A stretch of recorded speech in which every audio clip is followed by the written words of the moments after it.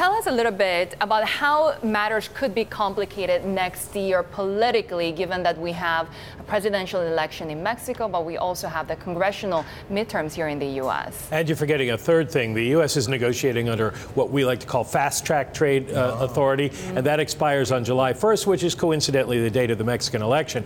So there is a deadline that is in sort of everybody's back of their mind as they try to move this forward. Now, this may not be a bad thing that the ministers aren't going, because they do need to make progress on the 30 chapters in the NAFTA treaty. And so this gives them time to maybe do it under the radar and make some progress on things. Also, the Trump administration would like no negative headlines about other subjects while they're trying to maintain momentum on taxes. And of course, the Congress is out next week, so there won't be anything that drives taxes forward. Therefore, they would like to keep taxes in the news and not have headlines about U.S., Mexico, Canada squaring off. So, Eric, for people in the United States who might want to keep NAFTA together, maybe this is good news in the sense we're just kicking the can down the road. Originally, it was going to be the end of the year. Now it's going to be March, maybe not March, and maybe it sort of goes away. But what does it mean for your election down there in Mexico if, in fact, there's not a new NAFTA deal?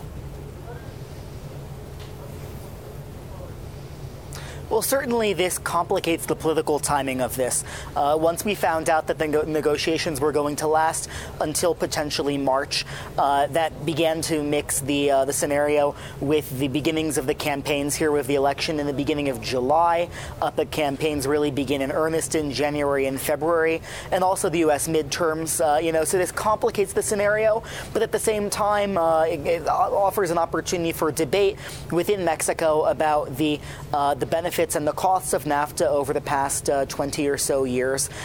So yes, it does mix factors that originally negotiators had wanted to keep separate, but I think that there was just a realization that there was no avoiding this, that this deal could not be updated in a way that satisfied all three countries in a period of 3 or 4 months.